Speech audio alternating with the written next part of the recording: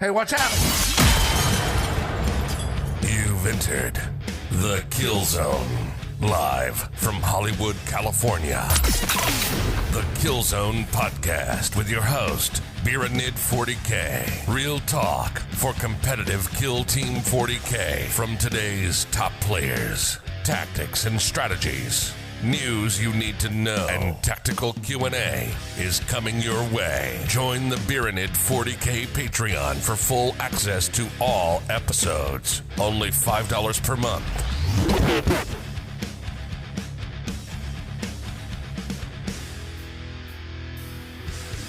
Joining me today on the Killzone Podcast is the current #1 ranked Imperial Guard player for 2020. He's the only person I know that runs Catachan Subfaction Imperial Guard, and he beat me with it the last time we played. He's here to tell us about his melee Astra Militarum, something not a lot of people are doing. Tom, Larochelle, how are you doing, brother? Hey, man. All things considered, I'm doing pretty well. I consider myself pretty fortunate. How are you? You holding up all right? Yeah, man. Doing good. Did I pronounce your name correctly? Larochelle, yeah, but I'm not sure. See, I've always been pronouncing it Catachan, because that's how I heard it said. But I've also heard Catachan, and I'm not sure. I honestly am not sure. That's funny because I've always heard it said and pronounced it Catachan. I've never actually heard somebody say Catachan. I wonder if this is an example of me reading it first and getting it stuck in my head that it's pronounced one way. That happened with the Harry Potter books. I always thought it was Hermione, and then the movies came out and it's Hermione, and it blew my mind. You're like, wait, years wasted. Yeah, I'm like, how?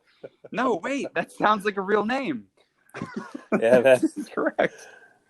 So before we kind of cover what you're doing with it, can you just tell us what does the Catachan Subfaction do?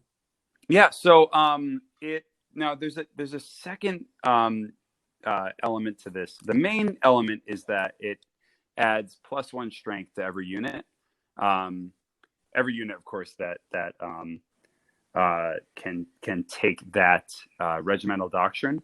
So the Bullgryns, the Guardsmen don't get it, and I think that's it. But I mean, part of the reason I gravitated towards this was,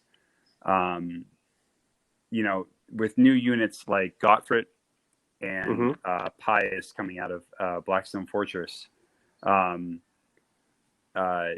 they actually, I don't know, if they'll end up nerfing this, but as of now, they still receive that regimental doctrine, and those are two units that really fill a gap in the guard list as far as melee goes.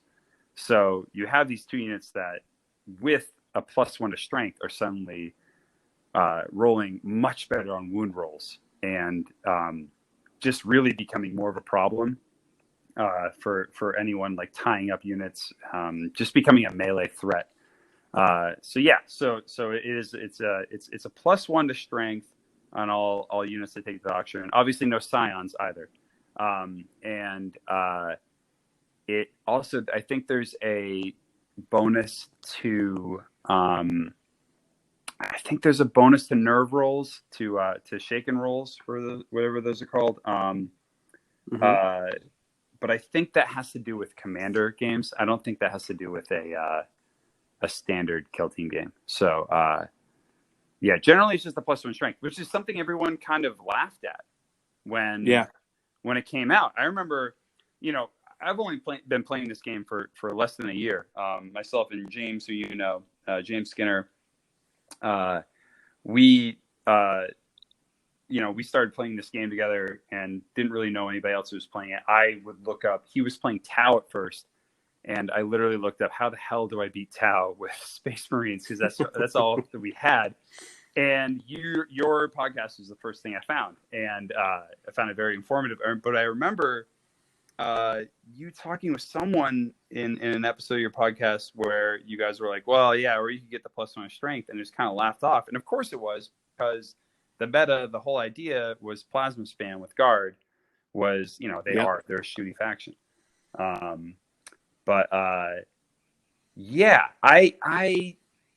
The more units that have come out, the more options that have come. I mean, it started before Blackstone. I mean, when the same thing happened when the Bullgryns and the Ogrins came out. They're so expensive that they seemed kind of not viable. But I went to LVO. I saw a guy running them there. He was also running Pius and Gottfried there, and he was doing pretty well. I had brought some with me to LVO, some Bullgryns, and just put them on my roster. But honestly, it was just to throw people off. People would look at my roster and be like, "Oh, you have like 2 Bullgryns on here," and I just wanted them to throw maybe some melee units in there that I could just eat up with plasma. But yeah, the more I thought about it. So at that time, were you running more of a Talarn? 100% Talarn. I remember the first time I met you, we played up at Emerald Knights, and you beat the pants off me with your Tyranids. I didn't know what the hell I was doing, and also I was running Cadian at the time.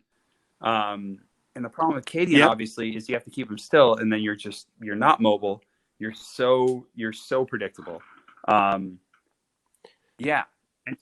Well, for me, it felt like when I was seeing Cadian, it was kind of like, okay, that gives me the opportunity to move.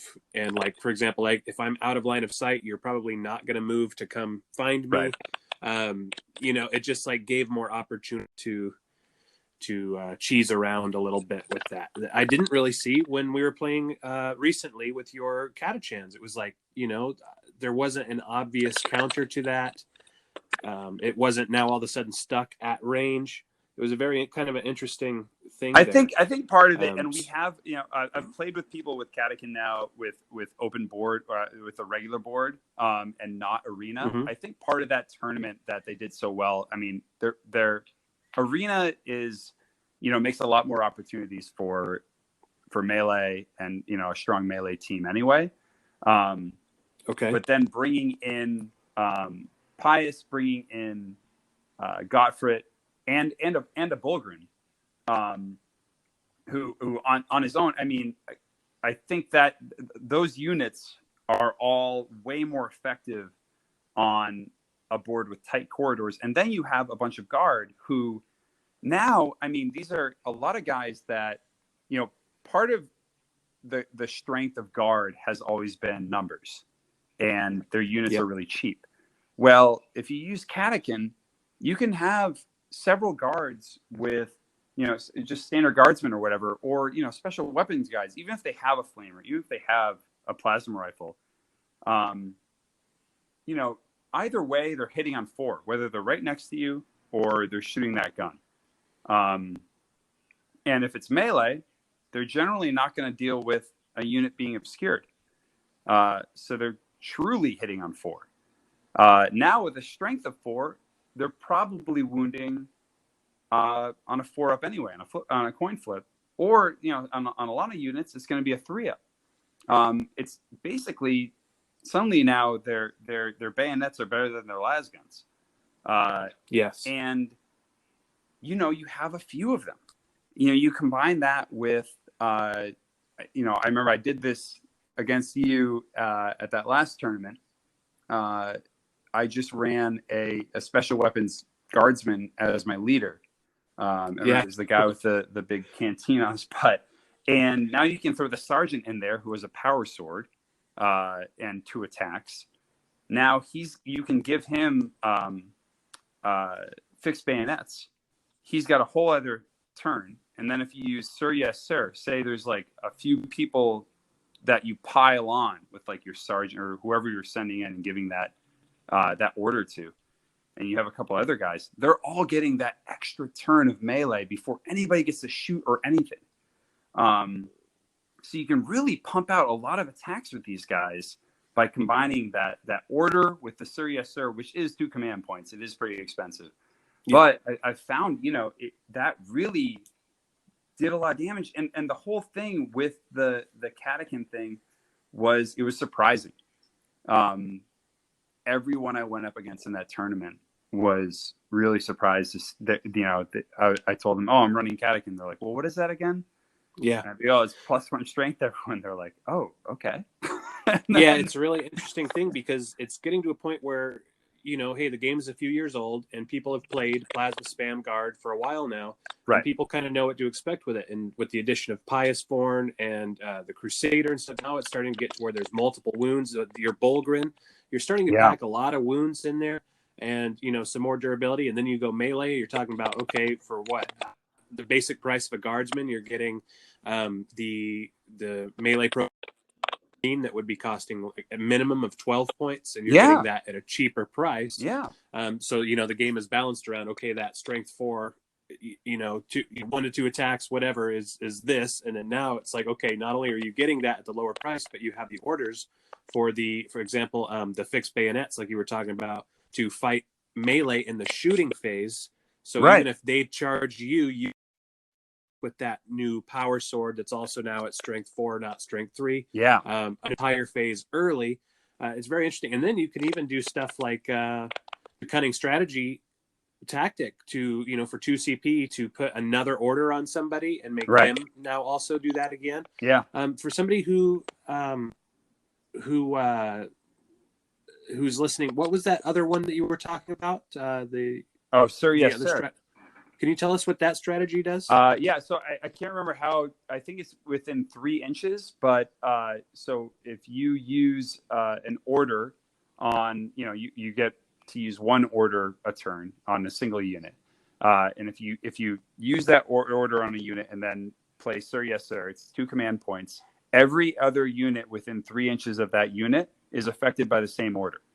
Wow, which is huge for that combo. Especially when you have a bunch of guard at strength 4, they all get another attack. So if you're piling in on a high profile target, with like 2 or 3 guys, you've got your sergeant with a power sword. The other guys just have, their bayonets, but they're all getting those rolls.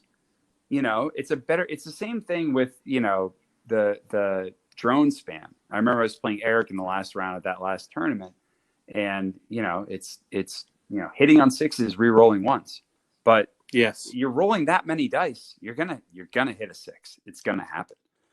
And the thing that kind of makes me stand up and take notice when I kind of saw this going, when you see this going on, you got to think to yourself immediately on the other side of that there's no counter for it. Once you're in that situation, there's not a decisive move, a decisive strike, anything like that will let you bypass the fact that, okay, you're in combat now. He's going to get to give orders, and those orders are going to allow him to attack in melee, even though it's still the shooting phase. So I don't get to hit back.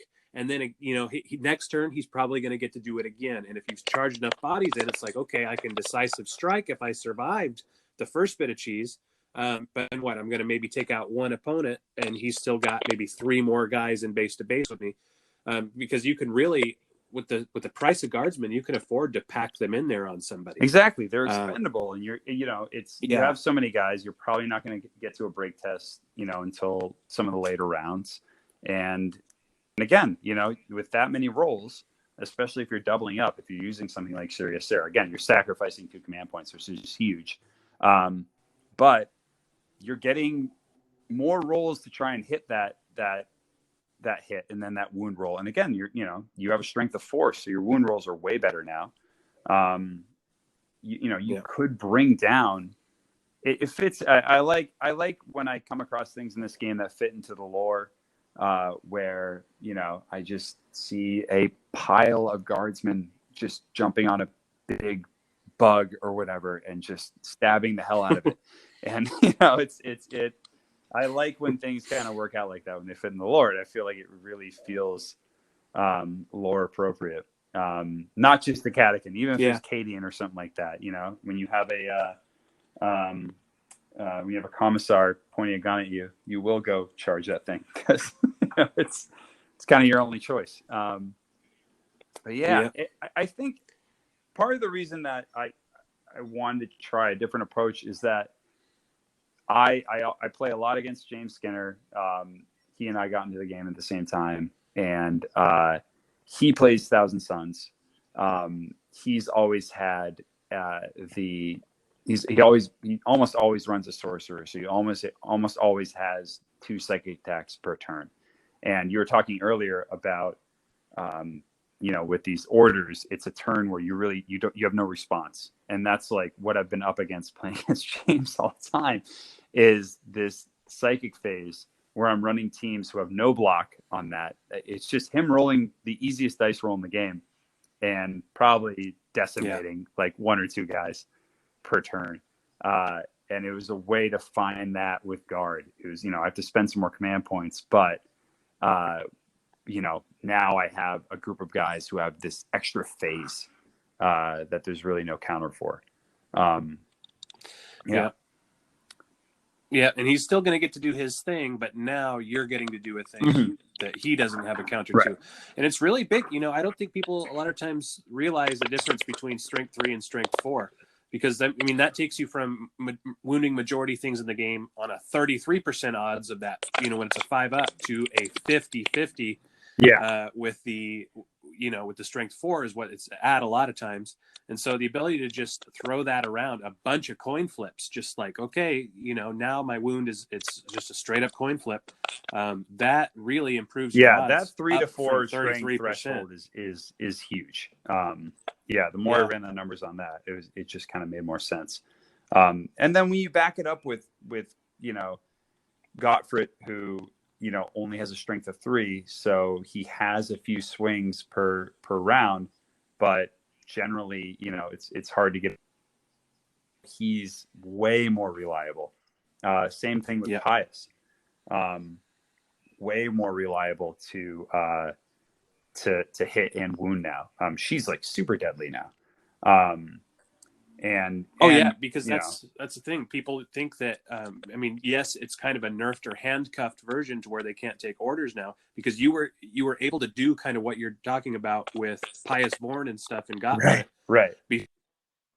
That got kind of taken away, but they can still take the benefit of the subfaction rules as written. So unless a TO gets rid of that, there has been some talk about it, but they're not. It's not like it's insanely broken at the moment or anything like that. I've heard people call it broken. I try to push against that. Not just some neighbor's dog going nuts.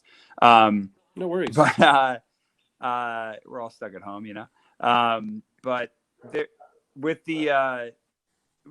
calling units broken, it's been said about drones being 7 points and stuff like that. And then I've heard it thrown around about Gottfried. I've heard it thrown around Pius. And I don't know, this game is, in essence, it's a live service. It's always updating in the way that, video games update and they patch them and stuff like that. There are these patches to the rules. There are these new units that are introduced. There's new ways that, the meta is kind of always shifting, not constantly, but it really is. And so to search for this, okay, this is fair, this is balanced, this is what it is. I trust that they play test the hell out of this game. It feels like they do, because if there really was this one broken team, this one team that was just way too easy to win with, they'd win every tournament. And the last tournament we were at, what the guy was playing Necrons. They hell out of me. I didn't know what to do with him. And he, I don't think, did he go undefeated? Yep. He might have said, That was good old Paul. He's the one that won the day. He was great. He's a really nice guy, but he knew what he was doing. And, but at LVO, it was a couple of AdMech teams. It was Eldar. But then you also, it's surprising, like Kyle Fierstadt, I played him. I ended up playing him like 3 times that weekend. But I played him in the original hell out of me with Shooty Orcs, which was another combo that people kind of laughed at when it was first presented. And he took it and stacked those flash kits with the freebooters, and it was devastating. I think the second day I ended up playing him in what essentially was like the semifinals, because he went on to win that tournament the second day. And it was a lot closer because I realized what he was doing at that point. But again, that element of surprise that first time, I had no idea what to do with him. He was suddenly, it was like, well, I get to shoot again because I roll 6. And it's like, okay, now these guys are hitting in 4s. Now they're hitting in 3s.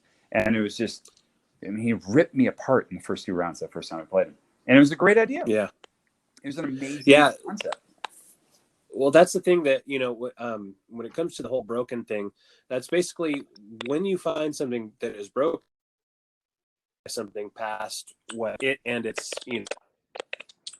likely situated other units around can do or were supposed to do for those points, basically. Like we were talking about a Space Marine, hey, you're talking a minimum of 12 points to get to that strength 4 in melee. And you're able to do that now for less than half the cost with the Guardsmen, so that's stuff that you want to try and do all the time. That's kind of what I recommend, is leveraging things, combos, stacks, synergies with points, efficiency and stuff like that to try and get past what they may be thought of and stuff like that.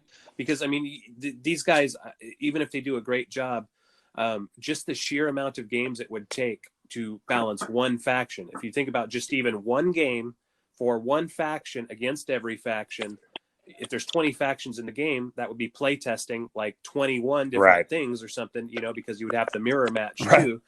And that's just one list, maybe one build, one sub faction perhaps. So there has to be elements that are not play tested. And we also know that there's mandates where they, GW has said, hey, this is going in the game, like it or not. It's custodies, make it work. And then there's the fact that, there is different, what seems to me to be different prerequisites for the points. For example, when you look at what a 100-point list can do, it's just amazing to me the differences in what is available in, say, like the core rulebook.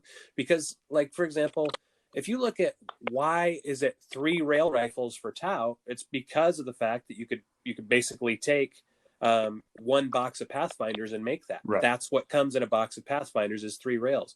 But you only get 1 frag cannon for the Death Watch, and you're able to have max 4 of that. Why is that? Because that's the strongest gun, a lot of people would think.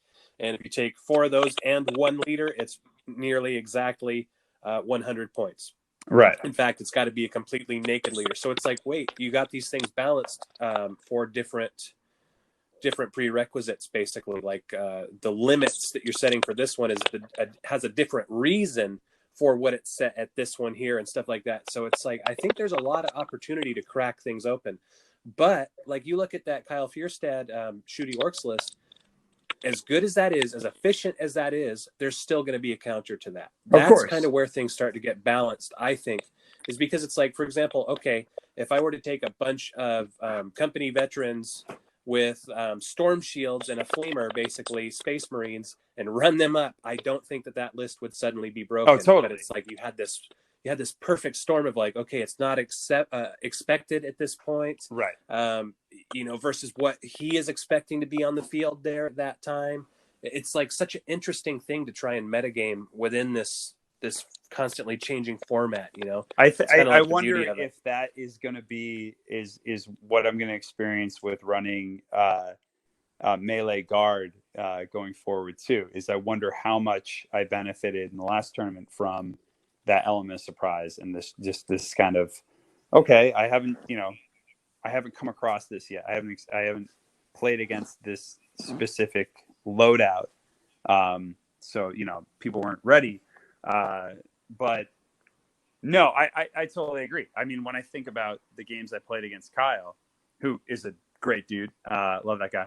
But the games I played against him, I think about what I would do differently. And now I'm like, oh, well, I could have done this. And what if I brought this and stuff like that? I feel like I would have done way better against what he brought. And that's one thing I love about this game is that I'm constantly thinking about, okay, I saw him do this, saw him bring that. Here's a counter. There's so many counters in this game. There's so many like side doors and just like, tricky answers to, again, what might seem broken or what might seem overpowered or just like an easy win. I know playing against James so much with Thousand Suns, I've gotten, I felt for the longest time like I was beating my head against the wall with the Psychic Faced. And, I have my Band-Aid solutions for that. I throw a weak guy at him first and he just soaks it up, and I hope he doesn't get the injury roll. Or I always pray for a Perils of the Warp. I think in all of the games I've played against James, I think it's happened once. And then of course he re-rolled it. But that's another example of something that I know myself I get heated. I get so competitive. And I remember just, there's been several times where I've just been like, this is so broken, this is so wrong, that you have this whole phase where you get these 2 shots at me. And there's like nothing I can do. And it's not even like it's Grey Knights where you can stay 12 inches away from it. It's like straight across the board. I think the range is like 21 inches or something like that. They get a buff for taking that second psyker. It's so crazy. So, it's there's definitely things I come across in the game that really frustrate me, but I find it really interesting to try and find something new and surprising. I'm still building like new guard lists with all the time that we, aren't playing tournaments and stuff. Which is frustrating. But I'm also, I've now got a Harlequin list and got some models in that are going to take forever to paint. But I'm loving playing them because it's so different. You might be finding your way towards being a melee player. Melee has it's a lot of fun. It's one of the funnest ways to play. It might not always be the most competitive because shooting is off, just starting a little stronger, but man, being able to maneuver around the board, use their models for cover. There's just so much stuff to it. Bridging the gap, getting in there, closing the distance. There's so much to that. But so one of the things, sorry, before I get too off track, one of the things. No, I think I've been off track this whole time. I apologize. I wonder about plasma guns in your Catachan list. Do you still run any? Because I think that a combination of like plasmas, maybe not quite spam, but still, let's say you took 4 and you still had the ability to do your melee. I think that could give something like the Thousand Suns a hard time. No, I absolutely do that. So I think was it Adam? Who did you? Who's the? I apologize. The Fly By Nights guy. He's the AdMech player who. Adam? Is it Adam? Alex Squires. Alex. Sorry, Alex. So Alex, I think he mentioned it when you talked to him on your podcast. He mentioned that if he has a guy with a plasma gun or something like that, and it's beneficial to run him in and charge with him on that turn, he's going to charge with that guy. He's not going to sacrifice it or he's not going to hold him back because he's better at shooting.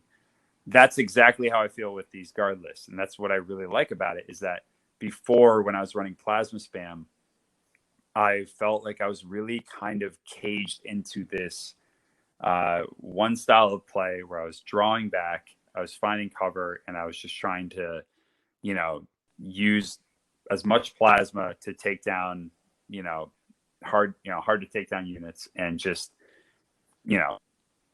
cut holes in a line, or whoever's coming at me, or, basically I was playing this one style. And I love using this Catachan thing because, yes, I still run several plasma.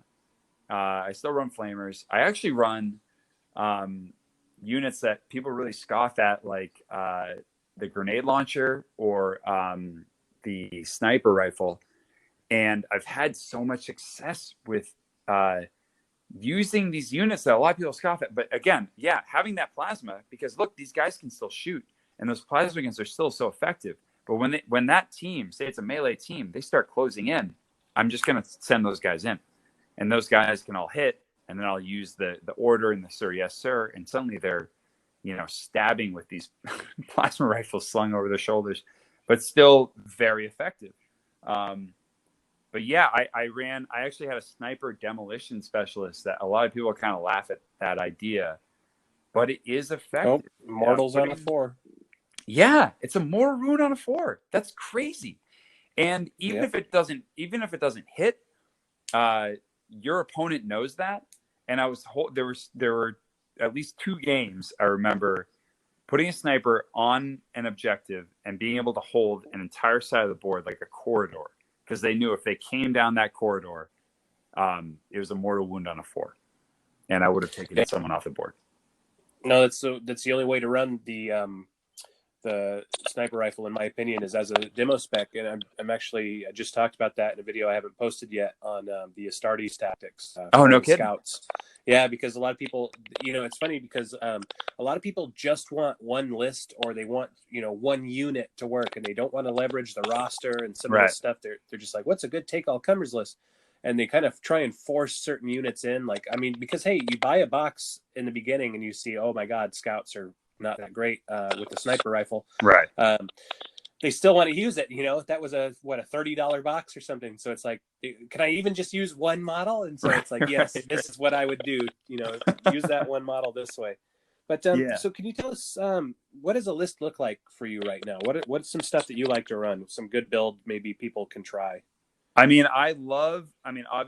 as far as for guard, I love having, if I'm doing Catachan, which is what I've been running now, Gottfried and Pius are essential. And I know those are like specific things. I actually just got a Blackstone Fortress game right before this quarantine hit. But I've been playing over FaceTime with James and a couple of people where I move everybody's pieces for them and I send them pictures of all their cards and stuff like that.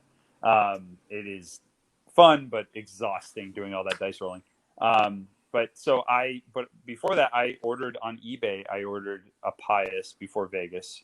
And then before this last tournament, I ordered Gottfried. I still don't have, that's like a whole other, he comes with an expansion set for Blackstone.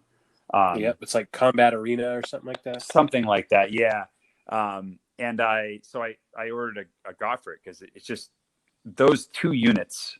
Gottfried is only 20 points. Pius, I think, is 15, which is insane. And you're talking about multiple wound units. Gottfried has a 3 or 4 up invulnerable save. 3 up, with his 3 shield. up invulnerable. That's insane. And then when you add the +1 strength to him, suddenly he is actually doing wounds with his sword. Same thing with Pius. She's always been pretty effective. They had to nerf her because she was 3 wounds. Now she's 2, but she still has a 5 up feel no pain. So even on, psychic attacks, she's getting a 5 up feel no pain, which is so good. Amazing. So I'll do those 2. I like to run a Bullgryn Bonehead. It is a lot of points. Especially when you're talking about a guard list where you could fit in, I think, like 3 more units for this, powerful units for this guy. But it's such a focal point and damage sponge. I run him with the Maul and the Slab Shield. So he has it's not invulnerable, but it's a 2 up save. And most guns in the game, the strongest guns in the game, I think are like -3. AP. Are there any more than that? -3 AP. Does it get stronger? There are some -4 weapons like the Rending Claws on a Gene Stealer if it goes off and you roll that right. Okay. Roll. Right. So like generally, that's now like the other option for a shield with him is the Brute Shield, which is a 4 up invulnerable. But basically, you're talking about a 2 up save on this guy with a 5 up invulnerable.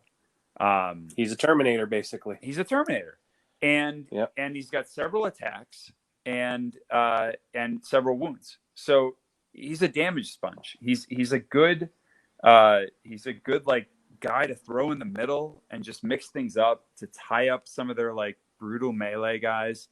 I really like running him, and it's funny because I was so hesitant for a while. I bought that set. I put them together. I loved how they looked. I wanted to run them, but they're so expensive and they just ate up so much points. I never did. But then I found a place with him with when everybody else is also melee on your team or like has that bonus to strength, and you have Pious and you have Gottfried, it kind of alleviates so that he's not getting like totally swarmed and taken out turn 2. So I run those 3. I run a sergeant with a power sword and a plasma pistol. And I make my leader just a special weapon guardsman with a las gun, so that the leader can give that fixed bayonets order to the sergeant. Okay. So the sergeant now is strength 4. He has 2 attacks with a power sword, and if you give him that, so say he charges in a round, and you give him the fixed bayonets order, now he has 4 attacks because he has 2 before even the shooting phase, and then he gets another 2 during the fighting phase, during the Hammer of Wrath phase. And at strength 4, AP 3, not bad. Which is not bad at all for a unit that costs 6 points, 5-6 points. Very good. Yeah, it's incredible. Well, I guess with the plasma pistol, it costs 7 points, but still, I mean that's so cheap. And then I fill the rest of the roster. I have plasma guns. I like taking 1 sniper. I find it really effective. I know you've spoken a lot about this, especially lately, about with the hold 1, hold more, kill 1, kill more format. Shooting teams are still really effective in the fact that you can stay on an objective, be holding that objective, and you could kill one from there. And any sort of like objective that has a corridor in front of it, or any sort of long space that is going to take more than 1 round to clear, I like throwing the sniper on that objective, on cover, and just with that demo spec, hoping for that mortal wound. I'll run flamers and plasma way in a combination depending on how melee heavy that opponent's team is, or depending on what the board is, how if it's arena or if it's standard board, and because flamers are still, that's another, plasma is so effective because of when you hit how damaging it is. Yep. But again, with a flamer, you roll that 5 or 6, you have that many more rolls to make that wound. And I find that people are still really hesitant to charge anyone with a flamer. With good reason. Yeah, I mean, because especially if you're rolling anything above average, even Space Marines, what you would think, they need AP to kill. It's like, not necessarily, especially if it's like against a demo or something. It's like wounding on a 3 minimum. Yeah. And you're running in from blocking LOS. It's like, okay, that's still an arena. That's 1 CP to be able to shoot them. It's pretty rough, man. Yeah. Flamers are awesome. And your guardsmen, all of your guardsmen with las guns still have grenades. So like one of them gets to throw a grenade. You can spend a CP to have another guy throw a grenade. You have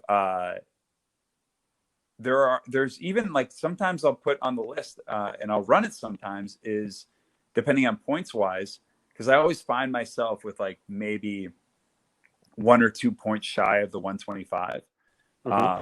I'll run sometimes a guy with a grenade launcher, because, again, it's not as effective as plasma, but it's a point less. Sometimes it just kind of fits in that slot.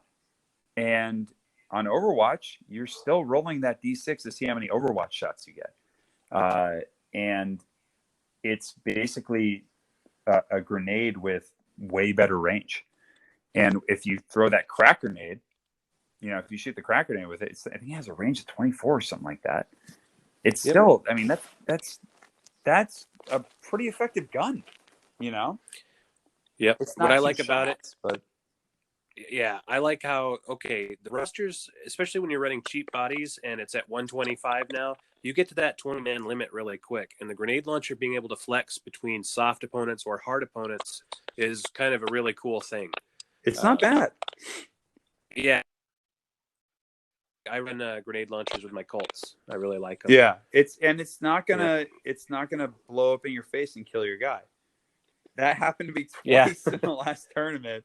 It happened to be against Eric, and I think it was like the third round. I overcharged the plasma, and the guy blew up, and I re-rolled it because he was my sniper specialist, and he rolled the one again. And I was already man, that game I got so heated. Eric's a good dude, man. I've played him now twice. I think I beat him at LBO on the second day, and then he beat me. We tied, and he beat me because he was holding the 3 points. He was holding more points than me in the last round at that last tournament. And I will say this: I got heated, and I will continue to get heated. This is competitive kill team. These are tips and tactics for competitive kill team players. That's what I am. I am throwing a gauntlet down to Eric, to all the flyby knights. I will. James and our factions of two sweet boys. We are going to run through the flyby knights. We are going to. Yeah, we were number one last year. We're gonna burn them all. So. We're gonna go in there. If it bleeds, we can kill it. We're gonna kill them all. This is. I want more of that. We need more rivalries. I'm saying it right now, Eric. Anytime, any place. Once lifted, I will throw down. And let's get back in the arena, man. Let's get in the open board. Any like whatever, however you want to do it, man. Let's I'm gonna run. Does it have to be against his Tau? What's that? Does it have to be against his Tau? Any faction he wants to bring. I think that at LVO, it was Grey Knights. LVO was Grey Knights. And I was running a Scion heavy plasma guard list. But by the time this quarantine's lifted, I might be just running all Harlequins. So we'll see what happens. You're not running any Scions in your new list. No, none. No, because the thing is, at that point, they're not benefiting. The Scions don't benefit from that regimental doctrine. Right. So I think it's a waste. So you're of points. maximizing what can. Yeah, play to the doctrine you're picking, and that strength. I mean, Scions are great, but they're twice the points. So it's just not, it really just isn't worth running any of them because they're not benefiting. I can't throw that Scion in that. He's still a strength 3. So I can't throw that Scion into melee when I'm, dogpiling a bunch of guys and hoping for, them all to take orders and stuff like that. So, I think the Scions can still take orders, but they don't benefit from that doctrine. So really, when you combine that with how much more points they are, it's not worth it to me. I'm already spending so much points on a Bullgryn and Pius and Gottfried that I don't want to sacrifice more points and have less bodies on the field. I want to be as close or over that 10 unit threshold so that I'm not taking a break test in the second round. Hopefully. So now with your gauntlet thrown, what do you think are the worst matchups for your melee guard? Right. So what do I got to tell all my Flyby Knights guys to bring? I'll tell you right now, the Necrons with the what were they called? What are those melee units? Man, there's the flayed ones and the flayed ones. Man, that guy just ripped me apart. He knew, we both knew. What is his name again? I apologize. Paul. Such a great guy is when I met him. But we just both knew. We looked at each other after round 1. I'm like, you have won this one for sure. You're like, here's my melee guard. He's like, yes, come in. It was, come to me. He killed my Bullgryn first round. I mean, it was it was a bad situation. I think, really hard to kill. But when I think about it, the way I played against him was stupid. I could have played, even with taking this Catachan list, I should have just played them shooty guard. I should have hung back and just tried and ripped them up with as much plasma as possible, not overcharging because I don't want to roll 2 injury rolls and he had that whole, they lose all their wounds on 6 or whatever is, that is brutal. That's brutal against anyone, but it really does make you rethink multiple damage weapons. But I think they were really difficult. I was really nervous playing against AdMech, but I had a surprisingly really great game against them. That Tau thing, man, Eric and I went toe to toe. We disagreed on a call in the last round on a charge that I think I got off, but because the guy wasn't covered. But we had a disagreement. It happens. It's an inexact science. Eric's a good guy, by the way, but I will beat him next time. I think Tau are still a problem, especially anybody who's running anything melee, because they're just that greater good Overwatch is just so brutal. What about something like Tyranids? My Tyranids have usually always done very well against Guard. Do you think they would still have? I think depending on what your Tyranid list was, I think if you had a lot of small bugs, I could run a lot of flamers and be able to hold the line. I think there would be a problem with multiple wound big bugs, as there kind of always is. But again, I have some bigger units that can knock them around. That Bullgryn could go toe-to-toe with any of them. Gottfried could with that 3-up invulnerable save. Even Pius. Yeah. Pius is an auto take against bugs, I would say. Pretty much in every list. I don't think she is absolutely. Like just if you're running Guard, anybody listening, if you're running Guard, look on eBay. If you don't have Pius, just get. It's like people are selling them for like $12-$13. Just get Pius. It's like that's where you should start. Just get Pius. And really quickly, also, a lot of people, we touched on your Bullgryn. A lot of people say, hey, they're terrible, but you always seem to have one on the list. Can you tell us kind of like about what that's doing, like kind of specifically, like what is that? I think for tournaments, where you're bringing a roster and people don't know what your list is going to be, throw a Bullgryn on there. Even if you don't own one, throw one on there, just to shake things up. Because I noticed that even at LVO, that definitely threw people for a loop. I didn't run one on any of my games at LVO, but I had it there and I had it on the list. And every single person would take a look at my list and comment on it. And I knew the gears were turning in their head and they're going, is this guy going to run this 40-point unit that has 3 wounds and is, a melee monster, really, an expensive one, but still a melee, heavy melee unit. It's a good way to kind of get them to a little shaken and maybe running things that are outside their comfort zone, because they're expecting you to run plasma span. Right. So just to shake them up. But I really like running that unit. It's a damage sponge. It's a focal point. So while they're focused, they see that unit, and a lot of people just attack that right away and spend their heaviest guys trying to go and take that guy out. And that Bullgryns has a decent chance of lasting at least one round, which means your other guardsmen are free to go and try and hold more places or get in position so that you can, have an advantage in the next rounds where, you don't have to move them as much and you're holding points. Board control is something that kind of like once you have it, it's very hard to take away. Exactly. Yeah.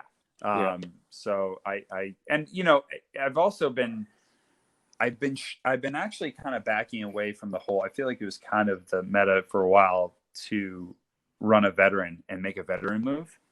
And I didn't do that in the last tournament. I might have done that against you. I can't remember. I don't remember either, but it just depends. I'm also starting to lean that way. For example, Tyranids, I will not run something that is not the Lictor veteran anymore. Right. Nothing else. Especially because I know the other guy's probably going to do it. I'm like, bring that big guy over. Wherever that veteran is, bring him over. And then I'm going to swarm him. It's like with Harlequins. When I see somebody run a Harlequin and they're just in the mustering phase and they're like, okay, and this is my veteran and this is my leader. I'm like, oh, I got this one because they're going to rush him up, and then I'm Right. going to be able to pay 1 CP for decisive, or I can just let him charge, and then he doesn't have the CP for when I do the decisive strike to contest that. That's the So it's thing. just like You're spending that CP, and it's like, man, you kind of need that, and especially when I am a big fan of doing that, sir, yes, sir, and that's 2 CP. I need that CP, or just rerolls. Rerolls are huge. I mean, they really are, especially if you're like overcharging plasma. You know, sometimes you just need that. But yeah, and, I sorry, go ahead. Oh, no worries. I was just going to ask you really quickly. Can you tell me? I had forgotten. I was asking what the worst ones were. Now I was wondering if you know, kind of offhand, what do you think the best matchups are for your?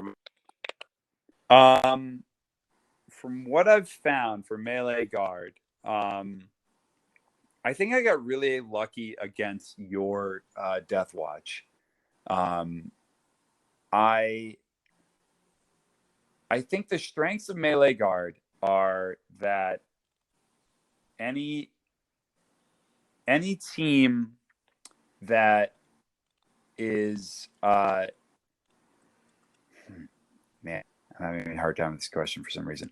I know that like other times playing Tau, Eric and I, we tied, but and then obviously he took the win.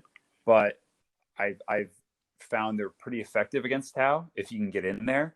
You know, you've got to eat up that Overwatch. You've got to eat up that greater good. But once you do, they can't fire it again, and you start swarming them and overwhelm them pretty quickly. I've found they're pretty effective against AdMech. I mean, to be honest with you, it's a hard question to say that because I feel like I'm being overconfident. Any team, because like any team, I think I'm like, oh well, they were good against this, but then I immediately think, well, it depends on the pilot.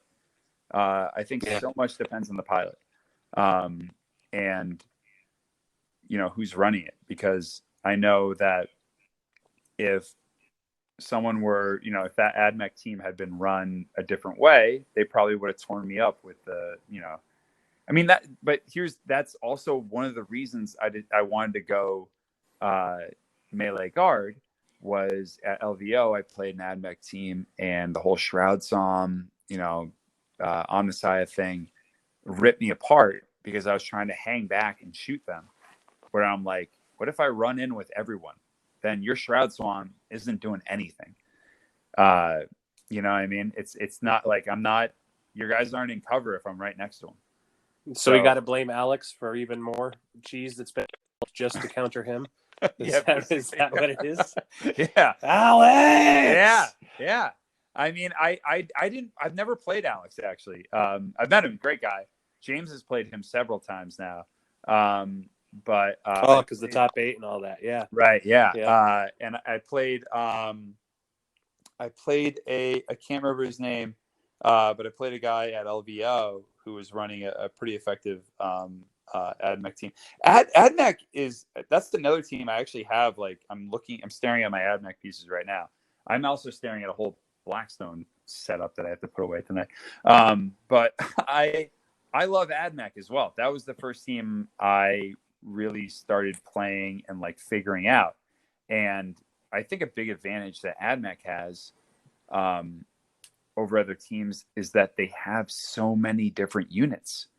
They've had so many different additions pop on that it's really unpredictable. When you go up against them, you don't know what, you know, you're exactly facing, because they could be just you know, rolling the straight up Skitarii guys and just making them shooty, or they could be getting in there with those melee guys or the priests. And it's so, there's just so, it's very, very versatile. You know, as it is with the Space Marines, really, because they have so many different, like Death Watch with all the different loadouts. You know, and it's also something I'm finding with the Harlequins, which not so much, but you know, it's not that they only have one unit, but they have a lot of weapon options. And and the subfactions kind of make them leverage them in different ways and stuff. Totally. Yeah. Yeah. All right, brother. One more question really quickly. Do you have any tips for somebody that would be starting Guard? Somebody that's listening to this, they're thinking about getting into Imperial Guard. Do you have any kind of thing you would tell them here in the beginning? I think it's worth it if you're just starting the game, if you're just starting Guard. Two things that are going to be counterintuitive. One, buy a $15 pack of plasma guns because it just saves you some money. You can slap plasma guns on these guys, and then suddenly you have that plasma base to build off of. Get that first. It's one of the best, cheapest guns in the game. And then from there, just try and think outside the box. I'm always trying to like experiment with some of the other things. I think when I played you first, it didn't work, but I was playing for a while. I was playing. It starts with a V. It's the you're rolling a D3 instead of a D6 on nerve tests. The Vostroyan. Yes. No, Valhalla. Valhalla. Oh, Valhalla. Sorry. Valhalla. Yes, Yeah, that's Valhalla. it. Yeah. Thank you. Yeah, you got me there. Valhalla. And that's interesting too, because then you have these guys that, even if a bunch of them get taken out, they're going to still, they're not going to be shaken. There's wildly different doctrines. And the other thing with Guard is just never forget your orders. Never forget your orders. Because it still happened to me. It happened to me against Eric. You get mentally exhausted when you're playing in a tournament or something. You're playing more than 2 or 3 games in a day. You're going to get tired, and it's going to move from that movement phase to the shooting phase, and you're going to forget until halfway through the shooting phase that you could have told one guy to reshoot, or you could have given orders to like fix bayonets or something. And or this guy who has a rapid fire weapon could have still shot. Yeah, and that happened. That happened the first 2 rounds against Eric in that game, and I just wanted to like kick myself. It sucked so bad, and he had every right to be like, "Nah, man, come on, we're like well into the shooting." Like, no, of course, we're well into the shooting phase. Like you have to remember it. It's on you to remember that. But yeah, no, it's such a unique and important thing to remember with Guard, just as much as if you were to run a psychic team, you got to remember that you have a psychic deck, because your opponent is not going to tell you to like make that bolt. Hey, get those kills. You got to get those kills. 2 kills coming. Yeah, exactly. What? I did that actually with one guy in like round 2 of LVO. I remember I was just like, he's like, all right, so shooting phase, and I was like, he said like shooting phase, and I was like, actually, I hate to tell you this, but you get to do a psychic phase. Yeah. I don't know. Have fun with it. I think that people get pigeonholed into the plasma spam thing, and I think there's other combinations out there. I think there's really fun units that they've introduced. I think the Bullgryns and the Ogrins are a lot of fun. And don't be afraid to spend the points on that more expensive to make a more unpredictable team. I guess that would be my advice. Very well said, brother. I really appreciate you coming on. Tom Larochelle. It's the last name of it reminds me of a Napoleonic war general or something. I'll take that. All right. Yeah, absolutely. Mr. Larochelle. Thank you very much, Beeranid. I have been a fan of this podcast since since I first started playing this game, and it really helped me get into the competitive aspect of it, and just taught me so much. So thank you very much, man. It's been an honor.